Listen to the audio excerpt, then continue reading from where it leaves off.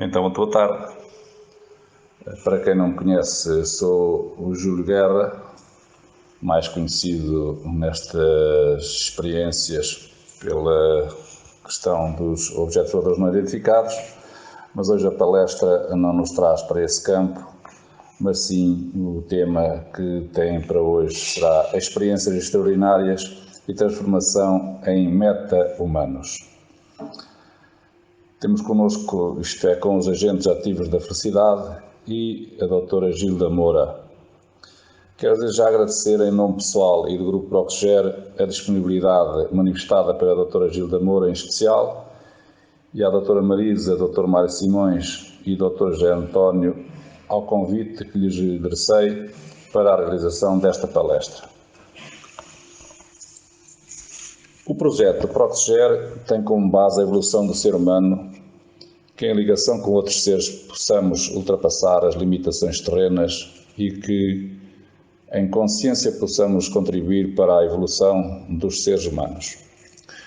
Os elementos deste grupo sentem que estão já num estado elevado de consciência, o que depois de termos passado por várias experiências, anomalias, estas nos abrem o caminho para podermos transmitir a quem nos acompanha que através desta nossa caminhada evolutiva da consciência e em espiritualidade possamos criar uma energia capaz de ultrapassar a inércia dos governantes e a não aceitação pela classe científica de tudo o que envolve todo este tema. Quero já resumir esta minha intervenção, que está a ser feita em videoconferência, em virtude da situação que se vive no país e no mundo em relação à saúde, mais concretamente ao vírus que neste momento nos afeta. Vou deixar aqui umas citações para que quem me está a ouvir reflita um pouco. São retiradas de dois documentos ou livros que poderão aceder a eles nas livrarias. Um deles, Guerra entre Dois Mundos, será bom que leiam um destes livros. E chamamos também a atenção para o primeiro livro do Cryan. Em relação ao primeiro caso, em relação à ciência, faço esta citação. No Evangelho de Tomé encontramos a seguinte passagem. Se te perguntarem de onde vindas, responde-lhes, vimos da luz do lugar onde a luz surgiu por si própria. A beleza desta passagem está em que tanto se aplica à ciência como à espiritualidade. No que diz respeito a sensações e emoções, e ainda à grande questão da consciência, a ciência ainda não consegue explicar a ligação entre padrões neuronais e mente. Espiritualidade nada tem a ver com defender Deus patriarca convencional, mas sim com uma mudança de consciência.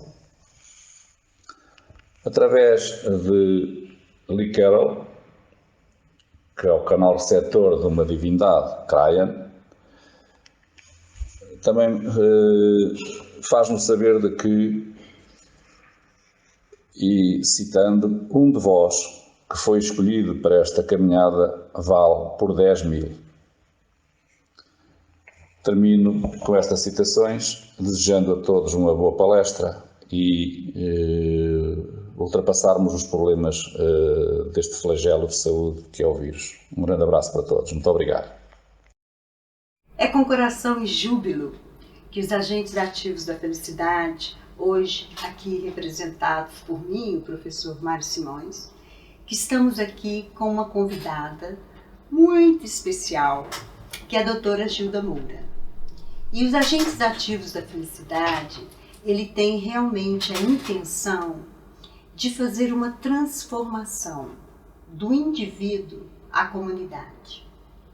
Sendo assim, há 10 anos que vamos devagarinho, de mansinho, fazendo a nossa trajetória. E eu hoje, junto com o professor Mário Simões, vamos falar um pouco do estado ampliado da consciência até chegar no estado elevado da consciência. E para isso, vamos pautar nas experiências extraordinárias, chegando ao meta-humano. O que será meta-humano? A doutora Gilda tem muito a nos ensinar. Bom, então, pego nesta deixa para apresentar um pouco o que é que vamos falar, mas também a doutora Gilda Moura. Esta ideia do meta-humano também para mim é nova. Deixem-me dizer-vos, porque é a primeira vez que eu ouvi e quem me falou nisso e me definiu um pouco foi a doutora Gilda Moura. Portanto, eu também estou curioso depois desta breve introdução. Mas penso que estados ampliados de consciência são aquilo que todos nós deveríamos buscar para sermos mais e melhores, para termos eventualmente uma cura, desde a cura física, à cura espiritual, à cura psicológica, se buscarmos esses estados. É um outro estado, diria, de consciência, em que nós nos suplantamos, em que elevamos o nosso estado, diria, vibracional, à falta de uma outra palavra, para sermos mais e melhores. Então, vamos falar destes estados, vamos falar de meta-humanos e, como já disse, a doutora Gilda Moura foi a primeira pessoa que me falou disso e me definiu. A doutora Gilda Moura está connosco e é uma honra, é um prazer, não é a primeira vez que está connosco e vale a pena ouvi-la. A doutora Gilda Moura é psicóloga, uma psicóloga clínica, pratica no Brasil, no Rio de Janeiro. Vem muitas vezes estar connosco porque também sabe de estados modificados de consciência e investiga-os. Investiga estes estados utilizando sobretudo a hipnose clínica. Mas também, e last but not the least, é escritora. Escreve acerca destes temas com muita clareza, com muito brilho, trazendo-nos novas ideias para a nossa civilização. Doutora Gilda Moura, seja bem-vinda a estar connosco. Obrigada, doutor Mário, obrigada, doutora Marisa. É com muito gosto que eu estou de novo aqui em Portugal, depois de alguns anos fora, tá? Mas o espaço aqui sempre foi muito querido para mim, até porque aqui eu tenho contato muito de perto com outras pessoas que gostam de pesquisar esses estados, que para mim são muito importantes, né? Eu vim para cá a primeira vez ligada à psicologia transpessoal, né? Justamente dentro dessa pesquisa, eu vindo de outra área, porque para mim é um pouquinho diferente da forma como a psicologia da transpessoal vai pesquisar esses estados, que vai ser muito mais ligado a essa possibilidade de você ir transcendendo à medida que você vai praticando meditação, em que você vai entrando lentamente nesses estados até que eles vão se ampliando, como diz a doutora Marisa, até chegar a um estado mais elevado, né? Eu comigo é o contrário. Os meus pacientes já vêm com isso extremamente alargado e eu nem sabia o que fazer com aquilo, porque eu não entendia muito nem desses estados, nem tampouco da parte energética, principalmente ligada a uma ascensão de uma energia que os hindus chamam de Kundalini, e eu não tinha a menor ideia disso e fui obrigada então a estudar o oposto, quer dizer, as pessoas que já estão com esse estado, mas que na verdade ainda não sabem como integrá-los na nossa dimensão ou no nosso dia a dia, né? Então, o meta-humano, que é uma nova definição do Deepak Chopra dos Estados Unidos, para mim trouxe muito claro isso, quer dizer, aquela pessoa que já consegue lidar com esses estados mais ampliados, mas ao mesmo tempo lida no seu dia a dia muito bem, como vocês, né? E eu também. Obrigado. Mas deixe-me saber, então as pessoas que a procuram já são meta-humanos ou é consigo, através de uma psicoterapia, que chegam a meta-humanos? Não, eu não acho que eles são meta-humanos. Eu acho que eles tiveram uma enorme abertura de consciência por um fenômeno anômalo, tá? Por uma coisa que hoje em dia eu estou tentando definir isso em vários níveis, que seria o contato, né? Mas o contato não seria só contato com o extraterrestre, pode ser contato espiritual. É qualquer vivência forte o suficiente para provocar uma expansão da consciência. Isso para mim que é o contato. Então, deixe-me só fazer mais uma pergunta então. Falou agora em expansão de consciência, em espiritualidade. possivelmente as pessoas que têm também uma experiência de quase morte passam a ser meta-humanos. Sim, acho que sim. Depois que se organizam. Depois que se organizam, sim. Exatamente. E, aliás, você tocou num ponto muito interessante, porque a nova pesquisa mundial de uma organização americana chamada FREE, tá? Que é uma organização científica americana, né? Nessa nova pesquisa deles, 35% mais ou menos, dos contatados teriam passado por experiência de quase morte. Interessante. Tá? Isso é muito interessante. Isso é muito interessante. E eu no Brasil agora, justamente nos grupos de contatato, tenho alguns que passaram por essas experiências. Mas para se tornar um meta-humano, eles têm que aprender a organizar isso na sua personalidade do dia a dia. E não apenas viver nesse estado alterado, né, Marisa? Exatamente. Essa sua vivência, que também vai muito de encontro à vivência que nós temos também no consultório, mesmo porque a doutora Gilda, nós trabalhamos muitos anos aqui em Portugal. Então, na realidade, é um encontro, né, de grande amizade, também vamos várias vezes estar com ela no Brasil, mas também de grande investigação, porque tanto eu quanto o professor Mário Simões e muita gente da equipe tem mesmo esse foco na expansão da consciência. E dentro desse sentido, dentro da nossa experiência clínica, acontece isso. As pessoas às vezes chegam buscando um estado alterado da consciência, e foi aí que eu comecei a mudar essa porque pode ser com droga. Exatamente. Às vezes a pessoa entra num processo alterado e que pode ser por um estímulo externo, né, que pode ser exatamente por alguma erva, alguma substância, ou então ela pode estar descompensada energeticamente, daí essa questão da espiritualidade, e que ela chega muito densa, e ali a gente tem que fazer um trabalho muito árduo, até que a pessoa chegue um momento que ela vai se equilibrando. E, por exemplo, no caso da trajetória de vida positiva, é esse o trabalho que a gente faz. A gente faz de realinhar do otimismo até o fluir, a pessoa encontrar a missão dela aqui no planetinha Terra. E quando ela encontra esse propósito de vida, aí as coisas começam, então, a ter um outro significado. Que aí nós começamos do alterado, passa para o ampliado. E depois, nós vamos falar disso mais à frente, que eu cheguei a denominar, nessa questão do doutorado, que eu denominei estados elevados da consciência, que provavelmente é esse estágio aí do meta-humano, que a pessoa chega quase numa plenitude para consigo, para com o próximo e para o planeta e o universo.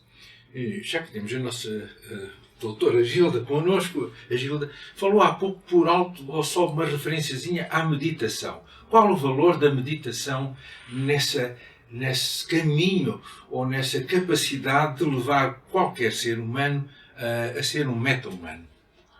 Bom, apesar de que a maioria das pessoas só coloca o lado positivo da meditação, né?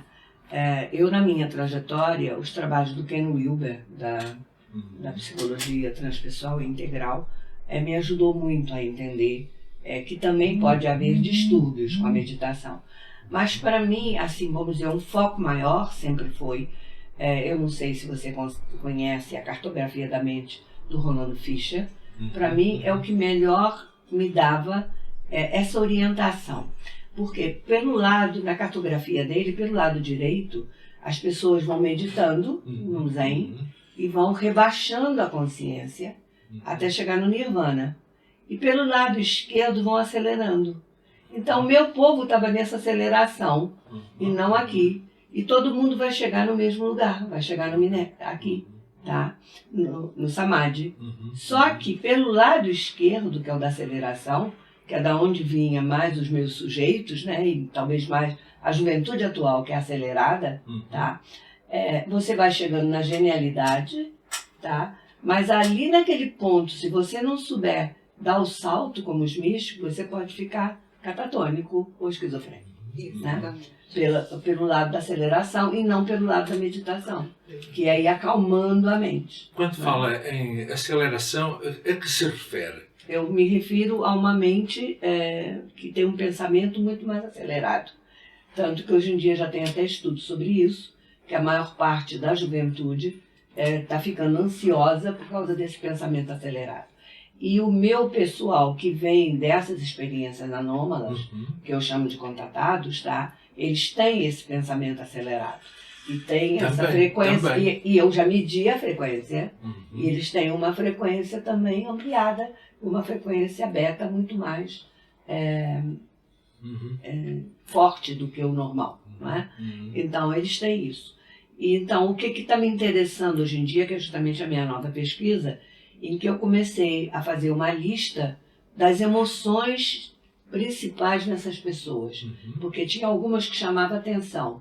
Por exemplo, são muito ansiosos, ou têm medo, tem uma série de ansiedades. Nós fizemos uma lista de 17 e começamos a testar com o uso de um floral, para ver se esse floral teria alguma influência ou não, para ajudar a diminuir e a integrar esse tipo de vivência. De vivência, não só integrar, como se teria, como acalmar exatamente essas emoções que poderiam estar atrapalhando o dia a dia deles. Qual foi o floral que foi usado? Foi o de Saint-Germain, que me foi oferecido, não é?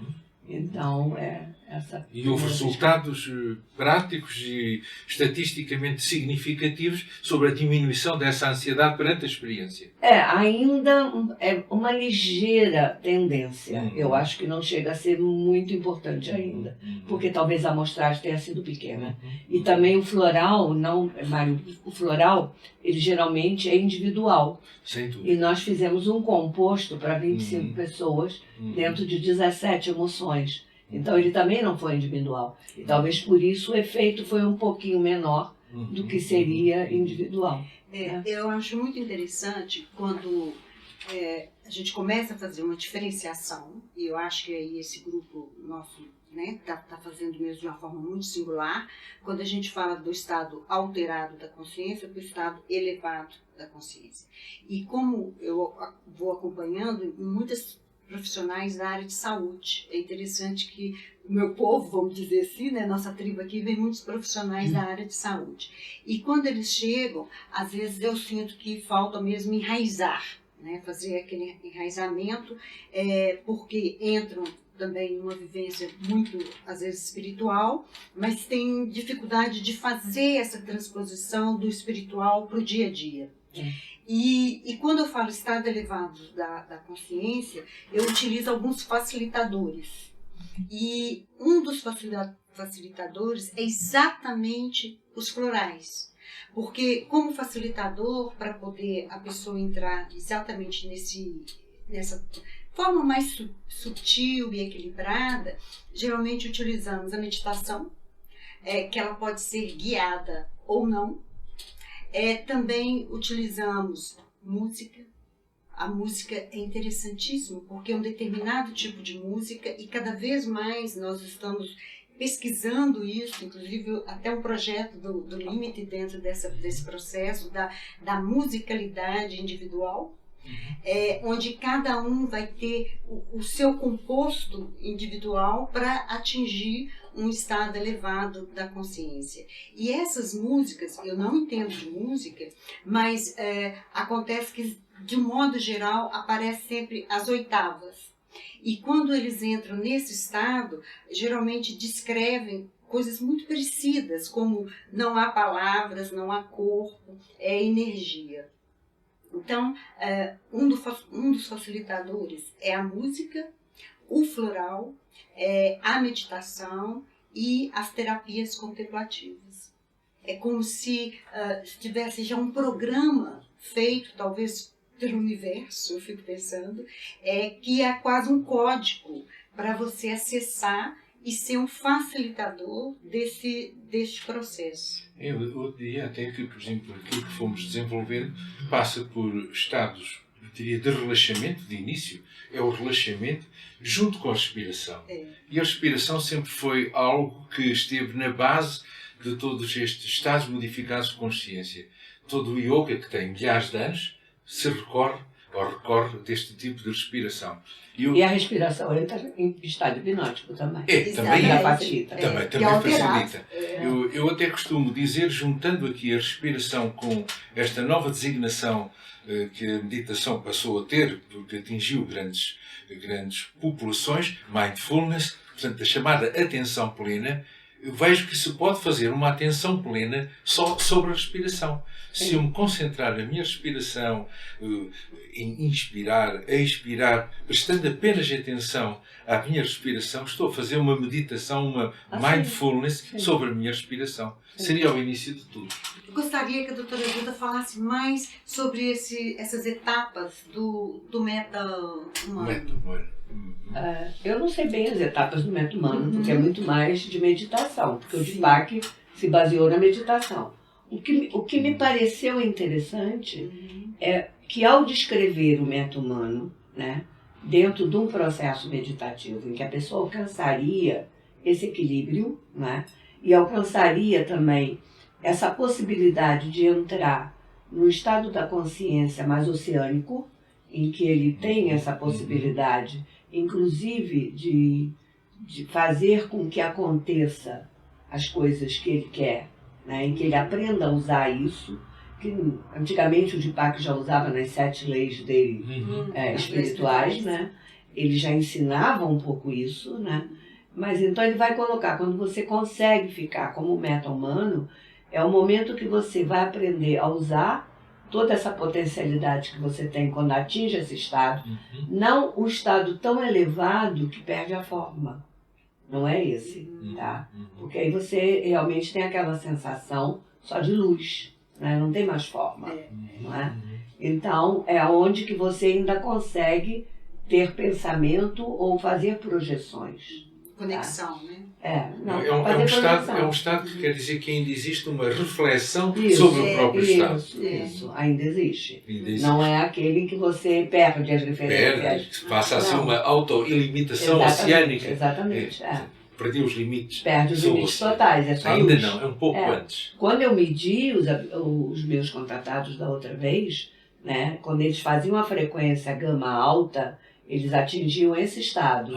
Tá? Esse estado de que não tem mais forma, eu posso tudo, eu sou forte, é só luz, entendeu? Chega a isso. Quando eles estão com essa frequência de gama alta, né? Agora, o meta-humano eu acho que é um pouco menos.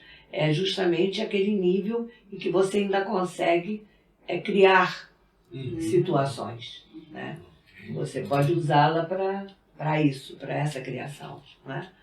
E então eu acho que as fases, Marisa, seriam as fases meditativas em que você vai alterando os níveis de consciência até chegar a esse em que você já tem o controle de viver nesses 2 estados. Tua mente funciona num e teu corpo aqui está funcionando no outro. E essa mente aqui, que eu acho que para mim é quando você atinge o self do Jung, tá?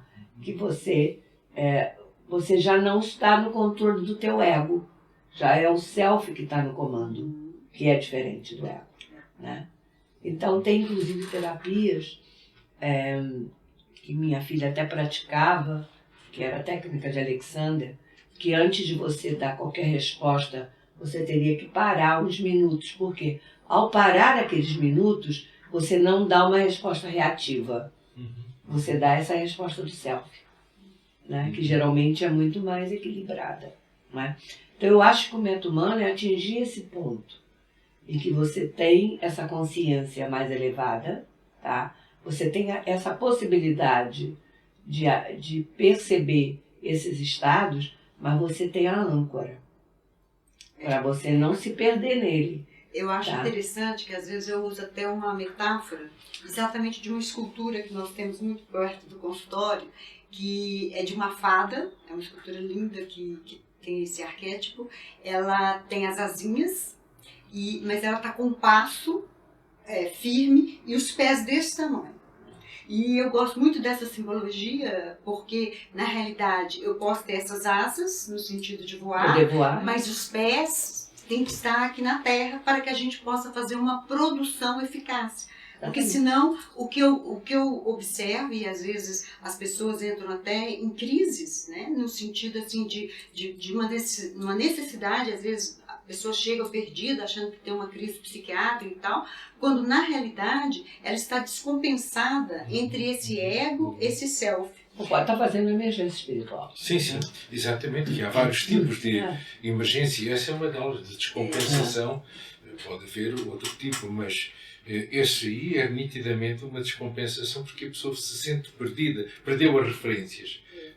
Mas como a Gilda disse, possivelmente, se a pessoa tiver uma progressão, eu penso que este tipo de experiências, salvo aqueles que a procuram no consultório, que são experiências súbitas, diria, extraordinárias, inesperadas, eu penso que pode também chegar a esse meta-humano paulatinamente, praticando meditação, exercícios, a respiração, etc. É por aí? Agora, o que eu queria colocar é que, por exemplo, agora, quando eu comecei a minha pesquisa há 30 anos atrás, eram essas pessoas cheias de energia, cheias de luz e muito descompensadas, do mesmo jeito que os primeiros contatados foram considerados afastados, a ciência não se interessava, porque era tudo gente fora da realidade. O que eu percebo atualmente nos meus grupos de contatados, aonde eu comecei a fazer essa primeira pesquisa, com os 25, que é muito diferente. Eles atualmente têm essa possibilidade de abertura de conexão, de acessar a outros, eu não sei se são outras realidades, talvez. Na nova pesquisa do FRI, eles colocam que acessam outra matrix, como se outros níveis de realidade, como se fosse um matrix diferente, principalmente quando eles saem do corpo. Outra coisa, eu percebi também que atualmente as experiências têm muito mais fora do corpo do que no corpo. Tá? Antigamente eram mais físicas, hoje em dia são muito mais fora do corpo as experiências, né? Mas não astral. Eles vão colocar como uma viagem para outras dimensões ou viagem para uma matrix diferente, né? Mas o que eu percebo atualmente é que eles estão se tornando meta-humanos. Por quê? Porque eles não estão mais perdidos. Não tem ninguém que pesquise mais do que eles. Eles pesquisam uma barbaridade, até me atropelam de tanta pesquisa. Eu nem tenho condição de ler tanto ou ver tanto vídeo, tá? Claro. Porque eles querem saber e querem saber fundo. E querem entender profundamente o que está acontecendo com eles.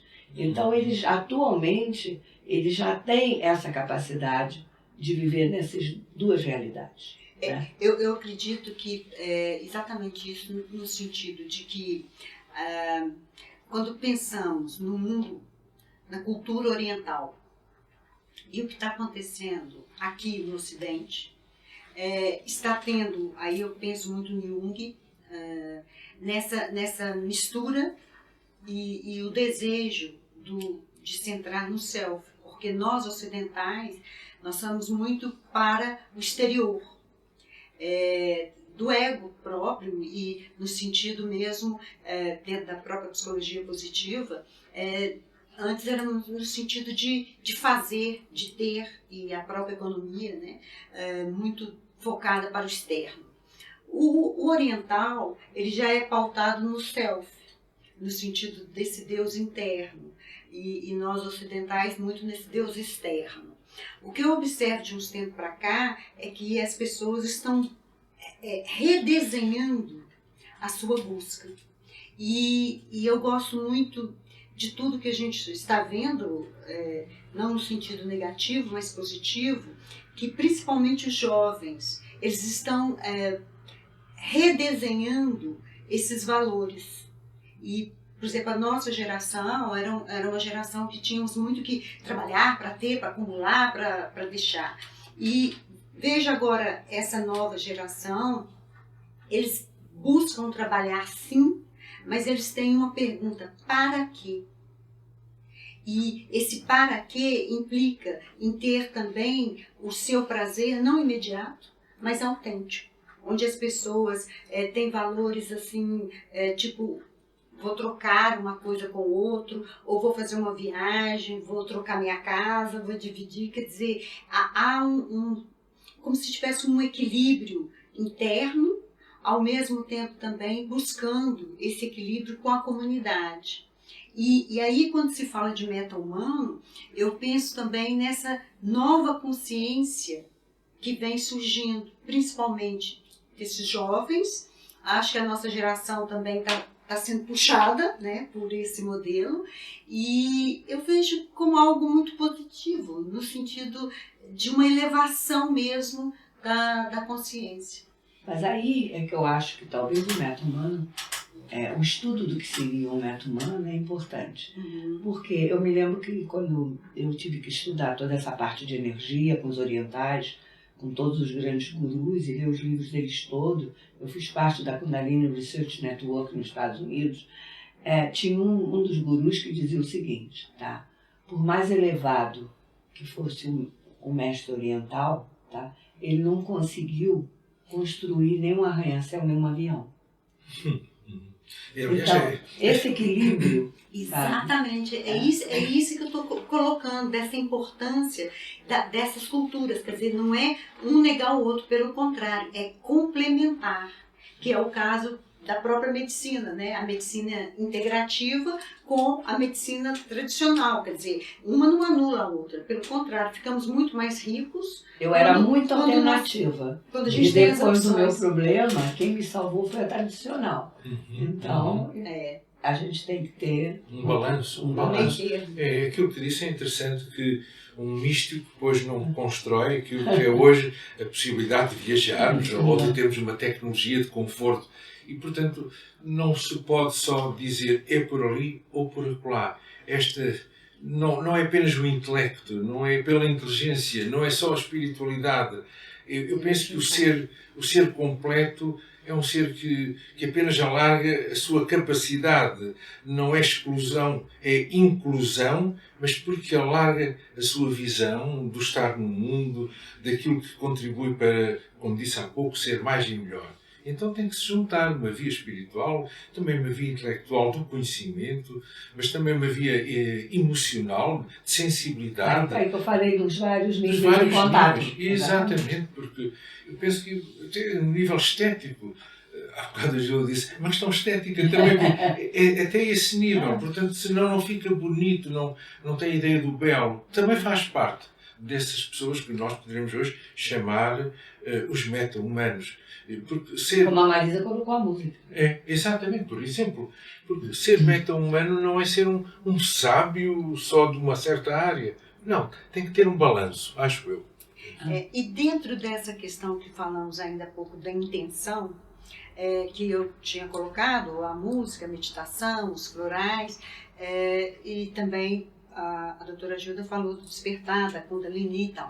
E então, agora eu vou fazer uma pergunta para o professor Mário. Né? Dentro dessa intenção, eu acredito que também a sexualidade pode ser um convite para essa elevação da consciência. Sim, então, exatamente. eu queria que o professor falasse um pouco dessa intenção da sexualidade para que possamos transmutá-la para algo maior do que a nossa estrutura egóica.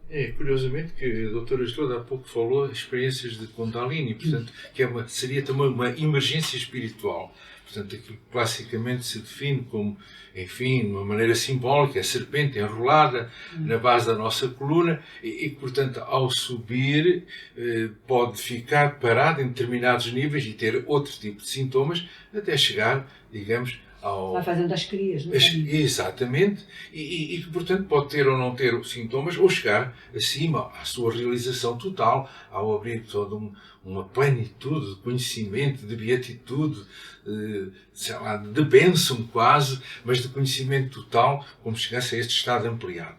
Eu penso que esse desenvolvimento, claro, pode ser feito, digamos, experimentalmente, mas se a pessoa quiser, e para responder assim, levar essa via como uma delas, como as outras, como meditação, como a experiência de quase morte, como, digamos, o contacto, se quiser levar essa via de despertar da Kundalini, tem que haver uma intenção. A intenção tem que ser comum, quer dizer, não é simplesmente ir para uma experiência sexual. Não, tem de haver na parte de um e do outro essa intenção, que é isto que queremos. E aí passa a haver algo em que cada um vê o outro como um caminho. um caminho para o divino e possivelmente nem vai haver grande interação sexual, porque nessa parte inicial da intenção os dois queremos a mesma coisa. Então começa pelo olhar, pelo toque suave, pela brincadeira, pelo riso e possivelmente haverá então essa subida de Kundalini através do ato sexual, mas tudo começa na intenção. Os dois queremos esse desenvolvimento e, portanto, eu sou o caminho, tu és o caminho. És o meu espelho, eu sou o teu espelho. Isto é um trabalho inicial que eu acho fundamental para despertar Kundalini sem haver essas interrupções e os diferentes sintomas daquilo que é o despertar mal conseguido da Kundalini. É interessante porque esse trabalho ele pode ser feito, porque às vezes eu atendo casais. E o trabalho do reencontro, de voltar ao encantamento, começa muito por esse enamoramento, né? Do olhar, do toque suave, da via jubilosa, de lembrar os momentos desse namoro. E depois, esse enamorar-se vai chegando ao processo de desejo de tocar mais tarde. Porque aí vamos lembrar exatamente aquilo que o nosso mestre em comum, Pierre Weil, dizia, né? Que quando a relação começa do coração, né, do chakra cardíaco, a tendência vai ser ele subir, elevar-se e também descer até o primeiro chakra, que é a sexualidade em si. Mas quando a relação ela fica muito presa só ao primeiro chakra, é muito difícil que ela possa desenvolver-se, porque ela vai ficar sexo pelo sexo. E nesse sentido, quando tem uma intenção, e quando a intenção ela pode transcender, como a própria meditação. Às vezes o casal pode ir para o ato da sexualidade e oferecer ao universo aquela energia do orgasmo, algo que sai do ego do casal e transcende. Isso há toda uma comunhão, uma intenção com uma comunhão também universal. Interessante, a Marisa agora falando, eu me lembrei de uma coisa. Quando o meu terceiro livro, né, que é o Pacto dos Ancestrais, que agora era O Segredo de Velázquez, que virou o Pacto dos Ancestrais, que foi um livro que eu costumo dizer que não fui eu que escrevi, que eu recebi, eu fiz a pesquisa histórica, não é? Ele vai colocar tem 3 casais na história, né? Porque tem um romance histórico, né? E nesses 3 casais, eles vão colocar, me veio pronto, né? Algumas relações a nível de sexual, exatamente nesse nível, em que faz a coisa energética, que faz a energia subir, e o êxtase. E aí tem uma coisa interessante, que eu recordei agora, numa das reuniões dos contatados, né, estava se falando de alguns que tiveram encontros com supostos seres alienígenas, né, que hoje em dia chamamos não mais de alienígenas, são inteligências não humanas, né? Então, de um encontro com uma inteligência não humana em que tiveram um orgasmo muito forte e que depois não conseguiam ter esse orgasmo com nenhum humano, né? Porque era diferente. Aí, quando estava se falando sobre isso, um dos contatados disse assim, mas é porque deu a sensação do êxtase, porque o êxtase é que é o importante. É a sensação de você ter chegado ao êxtase, né? E o Pierre, já que vocês lembraram do Pierre Weil, né? O Pierre, quando viu a minha pesquisa primeira de gama, né? Da frequência alta em gama, ele dizia que eu tinha descoberto a onda do despertar, que era justamente essa frequência de gama alta, né? Exatamente. A Gilda, quando falou exatamente nesse encontro de contactados com inteligências não humanas, é uma designação nova para nós. É nova. Quer dizer, é realmente algo que foi consentido, não foi obrigado. Portanto, não, contatado é consentido, não é obrigado. É de livre e espontânea vontade. Há um relato também exatamente desse êxtase, que uma pessoa, né, relatou também dentro dessa vivência terapêutica, que depois que ela teve essa vivência de êxtase, a pessoa diz que o orgasmo é algo muito pequenininho, é mínimo, em relação Pois é, mas é por isso que eles colocaram, exatamente. Então, por que que aquele orgasmo com a inteligência não humana era superior ao outro orgasmo? Porque o orgasmo normal não levaria àquela sensação do êxtase. Cósmica, né? Cósmica, exatamente, dessa abertura cósmica. Pois é, e quando a gente fala Oceânica, da intenção, e aí a questão da própria física quântica, quando a gente fala do processo da minha intenção, e pode ser curativa, se começarmos a conscientizar os casais da importância desse ato sexual como uma intenção curativa até do próprio casal, do self, do ambiente, da família, do país, isso cria realmente esse convite para um estado mais elevado, mais significativo, que não é só a sexualidade, mas o viver. Porque quando nós encontramos, e aí eu acho que o método humano, ele passa muito por aí, também pensando na psicologia positiva, porque não é aquele prazer imediato, mas é um propósito de vida.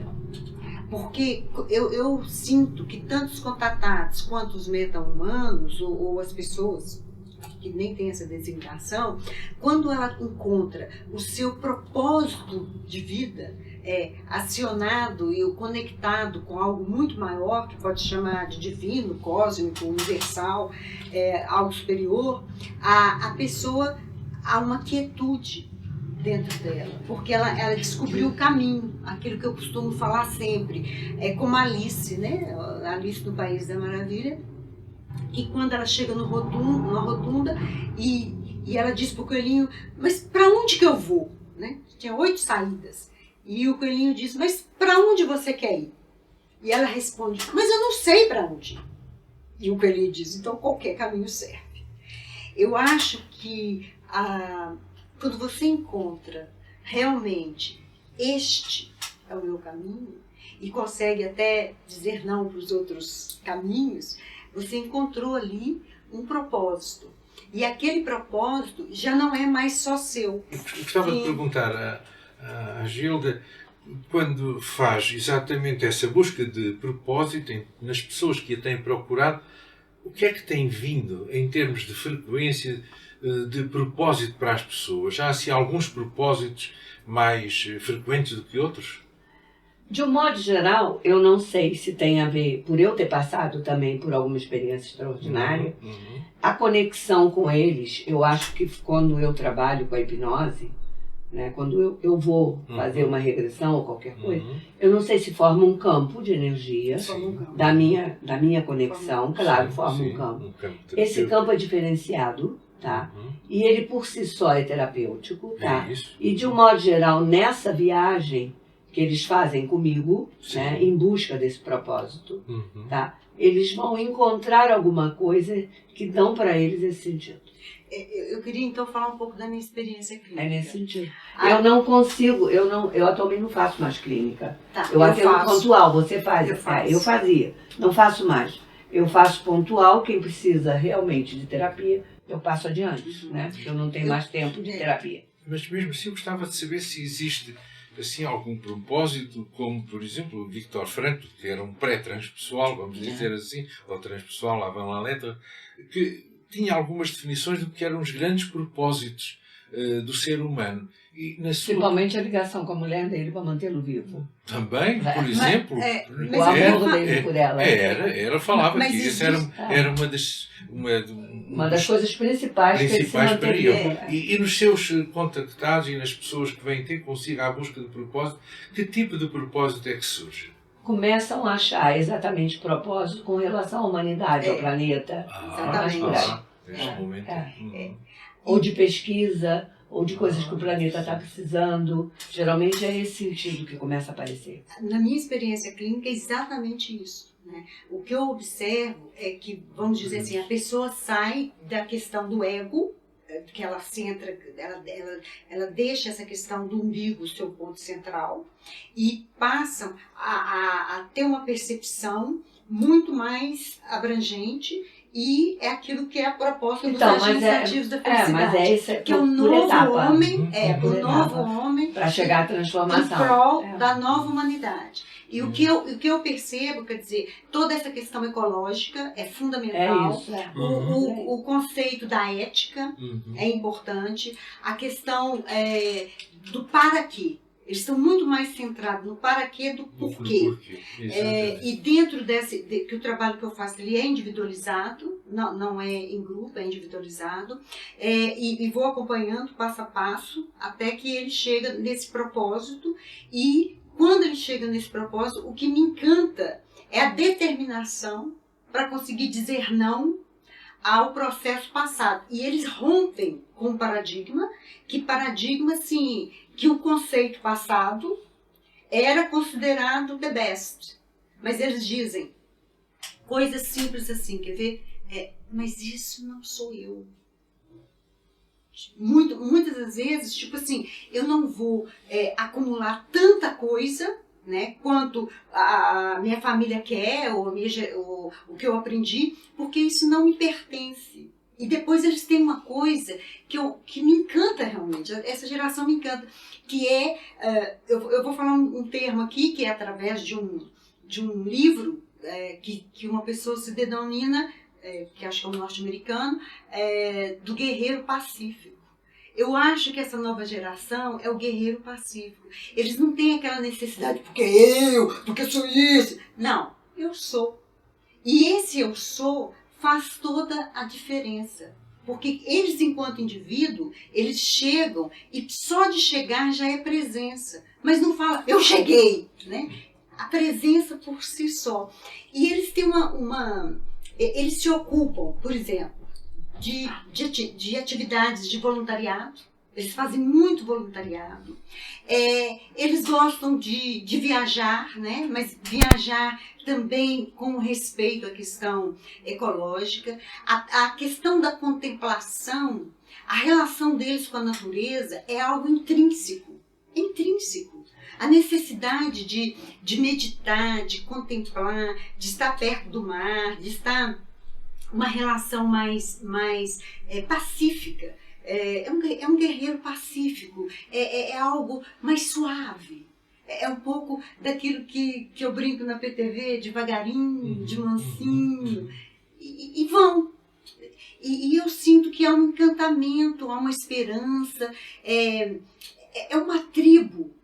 É uma tribo do paz e amor, passada do hippie, mas com um propósito muito mais expandindo para as outras gerações. Pensando, por exemplo, nos pais, nos avós, nas próximas gerações, mas há esse denominador comum entre eles. E cada vez mais, e são pessoas que vêm da área da música, da arte de modo geral, são pessoas ligadas à ciência, né? São pessoas muito bem informadas dentro da área cognitiva, socioeconômica também, mas que tem esse viés que eu chamo da transcendência já, que eu acredito que isso já é o novo homem. E eles têm essa consciência, por isso que a gente fala da importância do trabalho individual, que os agentes ativos da felicidade, apesar de que ele quer chegar à comunidade, mas o centro, a semente de tudo isso, a origem, é o trabalho do myself. E quando nós fazemos esse trabalho com esses jovens, por exemplo, eu tenho casos de pessoas que passaram por uma crise psiquiátrica, né? E que tiveram mesmo que passar pelos medicamentos. E quando nós vamos trabalhando isto, e que o psiquiatra vai diminuindo a medicação, e a psicoterapia vai continuando, e só depois é que nós entramos com o processo que eu chamo de facilitadores do estado elevado da consciência, que vai ser exatamente os florais, a música, a meditação, a Eu gostaria que o Dr. Mário falasse alguma coisa sobre isso. Nós fazemos esse trabalho mesmo da parte dos jovens. Os jovens. Na minha clínica não é uma clínica de jovens, é uma clínica de adultos. E, portanto, no máximo de jovens adultos. E o que eu tenho tido mais pessoas são pessoas que me procuram um pouco porque sou conhecido no meio por me interessar por experiências anómalas. E, portanto, há toda um grupo de pessoas, homens, mulheres, até dos seus 35 até aos 60 anos, que sentiram coragem para falar de experiências anómalas. Fenómenos que eu diria dentro do paranormal. Mas esse paranormal foi o que os fez despertar para a busca de algo que estava ainda latente. Vamos chamar de espiritualidade no sentido lato. Uma busca de sentido de pertença, de sentido de vida, de propósito, aquilo que falou, de propósito. E aí o que tem vindo vem um pouco no sentido que ambos disseram. E curiosamente vem de retomar aquilo que o Vítor Franco já tinha falado do que dava sentido à vida. Amar e ser amado, pois, e não tem que ser uma relação muitas vezes só de casal, mas também ter uma tarefa, é outra coisa que dava sentido à vida, ou lutar por um ideal. Portanto, tudo aquilo que estamos aqui a falar. E o ideal passou a ser coletivo, passou a ser o planeta, passou a ser a ecologia, passou a ser o não consumo. E estas pessoas, depois deste tipo de experiências, que começou por uma experiência paranormal, vão se aproximando do sentido da vida, de pertença a algo que é superior, que não são uma peça sobressalente no universo, que são necessárias, e isso define-os para elas. Isso é a espiritualidade. Já não tem que ser uma espiritualidade mediada por rituais, por locais. A espiritualidade está presente em casa, no passeio, em tudo. E isto é um pouco a minha, digamos, a minha clínica, que tem vindo, que eu próprio me surpreendo, mas eu penso que tem a ver, talvez, pelos filmes que vou, enfim, fazendo, ou que surgem no YouTube, pelas conferências que faço. Foi como se eu tivesse ido selecionar, porque havia já uma certa tendência daquilo que eu falava e que sempre me interessou, para as pessoas me procurarem. Portanto, todos nós temos experiências diferentes, mas que levam ao endpoint, que é o comum, quer dizer, o coletivo, o planeta, o sentido, o ideal, a ecologia, toda uma outra maneira de estar na vida. Eu penso que, curiosamente, cada um de nós tem a sua experiência comigo, mas o endpoint vai ser o mesmo. E eu acho que é muito essa busca, quer dizer, o que eu tenho visto mais é essa busca muito forte de sentido. Quer dizer, é como se o mundo, atualmente, fizesse pouco sentido. Exato, atualmente. Exatamente. Então, por causa dessa, não sei se é exagero de comunicação que nós temos hoje em dia, exagero de informação mesmo. Também, excesso de informação. Eu me lembro quando o meu neto mais velho tinha uns 9 anos de idade, e eu estava nos Estados Unidos e teve o Dia das Avós na escola, e eu fui, né? E quando eu fui conhecer a sala de aula dele, eu olhei para aquilo e disse, vai acabar tudo maluco aqui por excesso de informação, de cor, de tudo. De tudo. Sabe? Era um excesso. Então, quando não tenho acesso, foi também o primeiro garoto que eu ouvi dizer, quando a primeira vez que ele foi ao Brasil, ele é americano, né? Tendo aquele excesso de coisas, quando não tinha que ficar um pouquinho sem nada, I'm boring. Sim. Foi a primeira vez que eu ouvi uma criança dizer isso. Tá? Porque justamente não sabia ficar sem tanto estímulo. Não é? Então, essas gerações todas daí já cresceu no meio desse excesso de estímulo. Não é? Então, eu me lembro quando eu estava aqui, que eu apresentava a cartografia da mente aqui, eu me lembrava que eu dizia, gente, se fizer a cartografia da mente do índio, não pode ser igual de um jovem que está aqui no meio da cidade. Porque o excesso de estímulo de uma coisa e do outro é muito diferente. A mente não pode ser igual. Claro. Né? É interessante isso, porque quando, nesse próprio processo agora que estamos vivenciando aí do vírus, né, e eu vindo da psicologia positiva, o que eu vou ver de positivo nisso é exatamente esse convite que está sendo feito para a origem. Então, à medida que as pessoas estão ficando em casa, elas começam a entrar no processo de valorizar a refeição, valorizar o jogar em casa. O que aconteceu, o que eu vi ontem foi uma coisa muito interessante. As pessoas estão se respeitando a questão da distância, né? Mas ontem eu vi uma coisa que pouquíssimas pessoas, elas estavam debaixo de árvores, fazendo, ao invés de almoçar em casa, almoçaram ali num espaço, respeitando a distância, estavam quase fazendo um piquenique. E ali estava tendo uma conversa, um convívio, e eu acho que está sendo feito um convite para que pensamos também no próximo. Então, quando um jovem, isso foi dentro do consultório, aconteceu, uma jovem diz assim, sabe, eu não sou uma pessoa de risco. Ela disse assim, eu não sou uma pessoa de risco, porque eu tenho 30 anos, não sou pessoa de risco. Porém, eu tenho meus avós e tenho meus bisavós. Então, eu não vou andar de metro, eu não vou me expor, porque eu tenho que respeitar exatamente os meus avós, os meus bisavós. Eu acho isso de uma lindeza. Né? Não, mas hoje eu tive um exemplo desse muito lindo. Tá? É bonito isso. Eu tenho 3 netos americanos que quase não os vejo nem convivo. Uhum. Muito pouco. Né? Tem uma filha que está aqui agora, que se mudou para Portugal. Então, um filho dela, que é um neto meu, que está na Califórnia, hoje ligou para a mãe, tá? E disse, ô minha mãe, você está cuidando da minha avó? Ah, que lindo. Que lindo. É muito bonito isso, né? Tá vendo? Isto é esse respeito, né? Pela questão da geração, dos antecedentes, dos descendentes. E eu acho que esse convite que estamos tendo todos, né? O mundo está sendo convidado a repensar tudo isso. E eu acredito mesmo que a partir disso vai vir uma coisa muito linda, que nós vamos ressignificar a forma de estar na vida. Mas agora eu vou voltar aos meus contatados. Uhum. Ultimamente, eu ia até dizer isso, o Deepak também coloca, por falar em sentido da vida, tem um livro que ele coloca uma coisa muito interessante. A gente vê a sincronicidade um pouco como o Jung, né?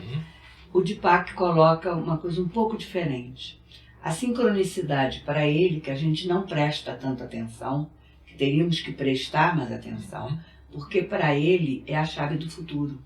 A sincronicidade. A sincronicidade. Portanto, se você prestar atenção nos sinais, quando são sincrônicos, tá? Esses sinais estão te mostrando a direção do teu futuro. Já agora que falou nisso, e talvez algumas pessoas não saibam o que é a sincronicidade. No sentido então você explica. Exatamente. Sincronos ao mesmo tempo no tempo. Cronos de tempo. Isto é, um estado interior, uma preocupação, um pensamento, uma emoção que só eu tenho conhecimento, tem a repercussão fora de mim. Sucede ao mesmo tempo. Como, por exemplo, sei lá, eu andar meio perdido numa cidade onde estou pela primeira vez, tenho de encontrar um teatro e estou assim um pouco preocupado e quando pergunto, olha, sabe onde é que fica o Teatro X? E a pessoa diz, curioso, eu vou para lá, venha comigo. Quer dizer, algo que era um estado interior, uma preocupação, uma emoção, tem uma repercussão naquele momento ao mesmo tempo que aquilo que eu estava à procura. Isso chama-se sincronicidade. E Jung dizia, até curiosamente, que quanto mais sincronicidades tivermos na vida, mais, digamos, estamos no caminho.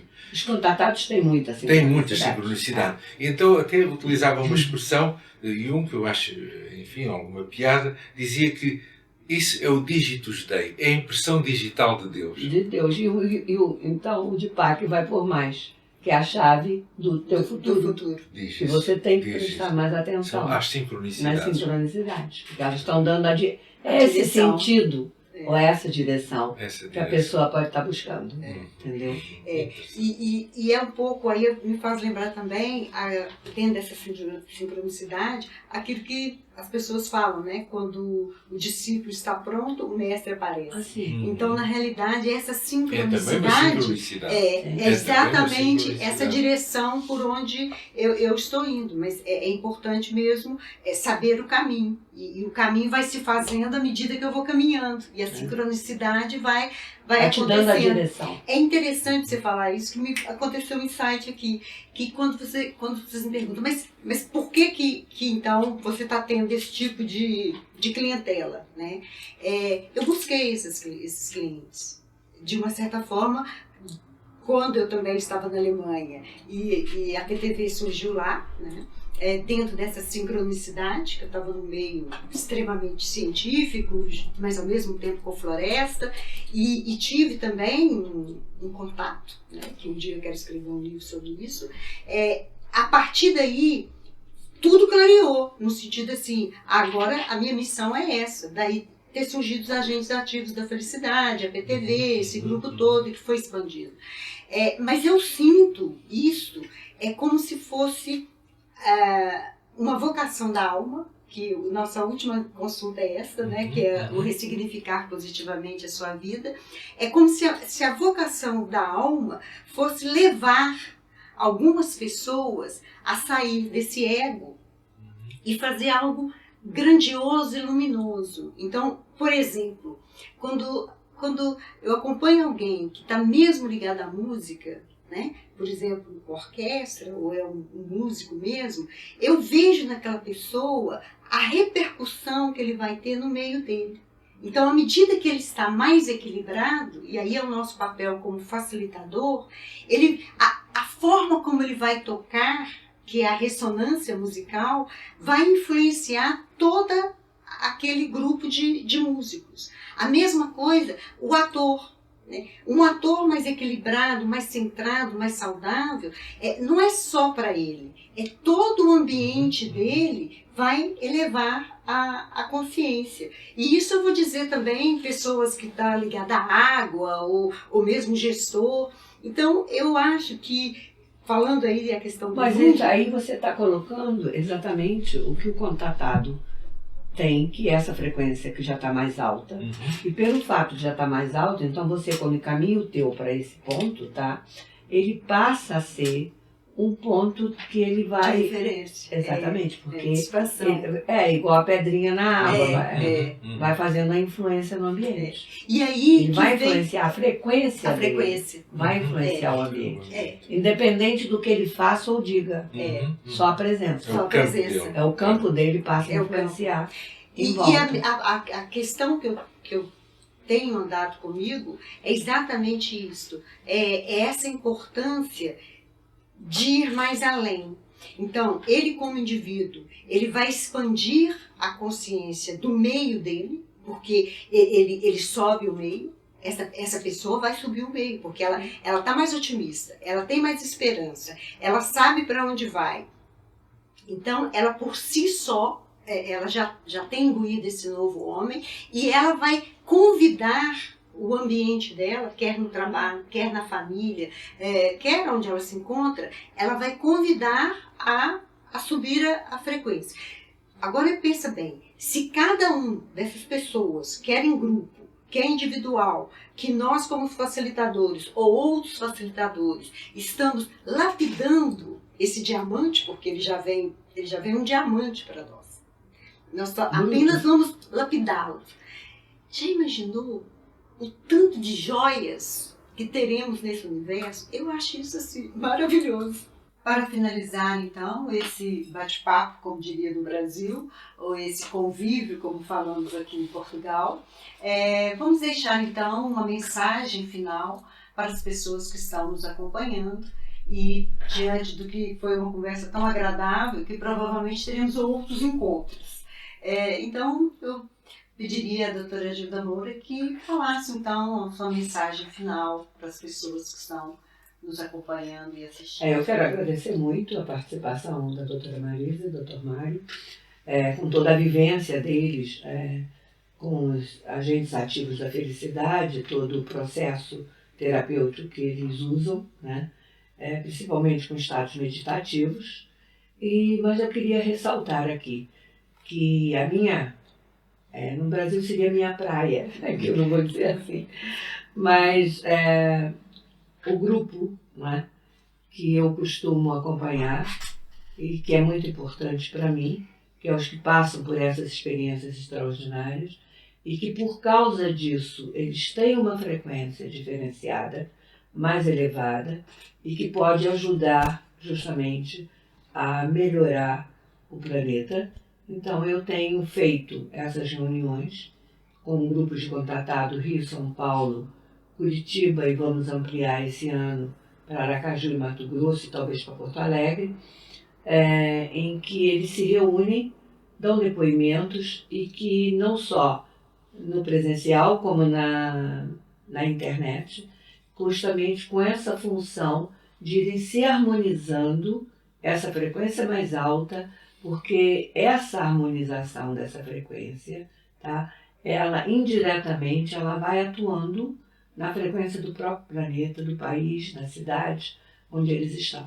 Então, por isso que nós estamos fazendo isso e que, na verdade, vai levar para esse caminho já no uso do que seria o meta-humano, ou o novo homem, que eu acho que está constituído por essas pessoas também que passaram por esse tipo de experiência, porque elas também não são aleatórias, elas são genéticas, e por isso mesmo elas têm um papel importante na mudança do planeta, nessa elevação do planeta, nessa melhoria do que nós possamos fazer pela nossa humanidade. Os meus contatados, tá, já vinham ano passado me dizendo que eles estavam sentindo um acontecimento muito grande no planeta que estava próximo. E eu perguntava, é bom ou ruim? Eles não sabiam me dizer, mas que era um acontecimento transformativo. Quer dizer que eles já estavam pegando o coronavírus. Está sendo transformativo. Eles já vinham me anunciando isso desde o ano passado. Quase todos eles vinham percebendo. Acho que é um acontecimento grande e impactante que vai acontecer no mundo inteiro. Aí eu perguntava, mas é ruim? Porque tinha aquelas coisas de catástrofe. Não estamos percebendo se é bom ou se é ruim, mas vai ser transformação. Está a ser. Eu penso que a doutora Marisa ainda queria deixar, antes de eu fazer a minha última intervenção, queria dizer alguma coisa. Por um lado, acho que é importante realçar e agradecer a presença da doutora Gilda connosco, pelo contributo que trouxe, pelas ideias, pela sua pesquisa, pela experiência que aqui trouxe. Isso foi muito importante. Mas eu, antes de terminar, gostava da doutora Marisa dissesse qualquer coisinha e depois eu...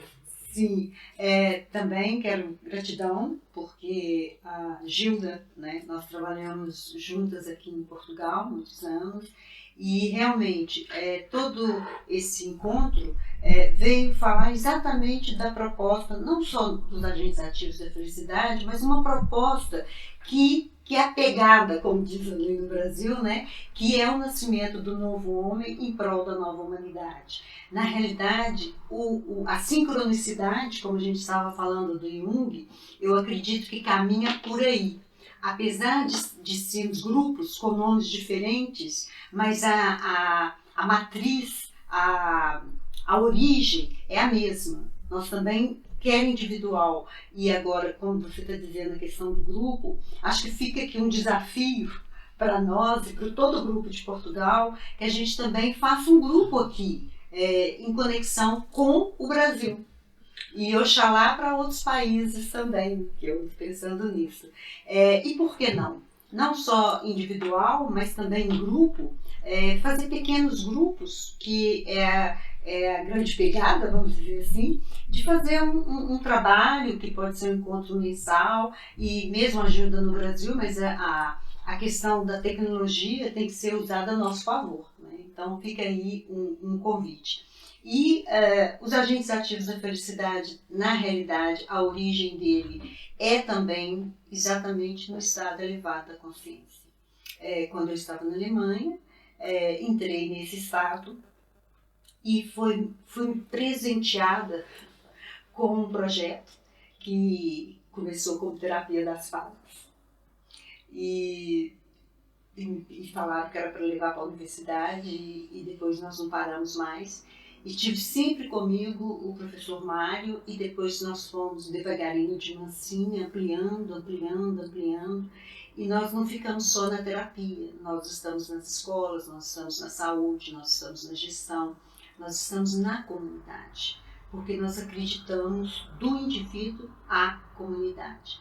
Então, se a pessoa que está aí do outro lado sentir esse chamado, quer por uma conexão como contatado, ou como um ser humano que quer entrar num estado elevado da consciência, procure a sua tribo, né? Por um acaso temos aqui nós e acreditamos nisso, porque nós acreditamos que nada acontece por um acaso, a ajuda não está aqui em Portugal por um acaso, e vamos repensar de sair do indivíduo para os grupos, como já estamos fazendo, mas fazer com uma intenção maior. E para finalizar, esse trabalho nosso, que há 10 anos nós vamos batalhando devagarinho de mansinho, ele tem uma intenção maior, que é uma intenção da massa crítica, que eu e o professor tem 10 anos que falamos disso para o Brasil, para Portugal e para onde quer que a gente vá. Então, para fechar esse encontro, fica a intenção maior nossa, que é a massa crítica. Professor? Sim, tudo o que disseram, ambas, vem no sentido de realmente do indivíduo. Estamos sempre com o indivíduo, mas é do indivíduo para a comunidade. Essa comunidade que vai ser feita, também como foi utilizada a expressão o homem novo ou o meta-humano. São expressões semelhantes. Então, está a entender o que eu quis dizer? Massa crítica é a percentagem mínima que leva à transformação do mundo. Calcula-se que faltam apenas 5%. Faz parte dos 28% que estão aqui, que vão assistir a esta conferência, que vão a outros locais onde ouvem falar desse homem novo, do meta-humano. Então contamos consigo para chegar a esses 33% de massa crítica. Seja bem-vindo, apareça juntos a nós. Eu só posso dizer gratidão neste encontro tão bonito, que acredito que foi até divino, que reencontramos e unimos aqui os três. E quando o professor fala da massa crítica, eu gostaria então de deixar a historinha que o Pierre vai nos contar do beija-flor. Acho que todo mundo sabe essa história, mas nesse momento, imagine que você é uma criança e está ouvindo essa historinha. Era uma vez uma floresta muito linda e que essa floresta aconteceu um incêndio. E a bicharada ficou muito assustada. E nisso vai o leão, o rinoceronte, a girafa, o hipopótamo, olhando aquela floresta toda pegando fogo. Era a casa deles. Mas eles não sabiam o que fazer. Mas nisso, um beija-flor, o menor pássaro do mundo, ia num lago, pegava uma gotinha, voava, chegava do outro lado da floresta e plim, jogava a gotinha na floresta. Voltava novamente no lago, pegava mais uma gotinha, voava e plim. E foi fazendo isso vezes sem conta. A certa altura, o leão, o rei da selva, começou a dar gargalhada e disse assim para o beija-flor: Ô beija-flor, o que você está pensando em fazer com essas gotinhas? E o beija-flor disse: eu estou pensando apagar o fogo da floresta. E o leão disse: mas você está achando que com essas gotinhas você vai apagar o fogo da nossa floresta? E ele respondeu: bom, se eu vou apagar o fogo da nossa floresta, eu não sei, mas a minha parte eu estou fazendo. Isso é massa crítica.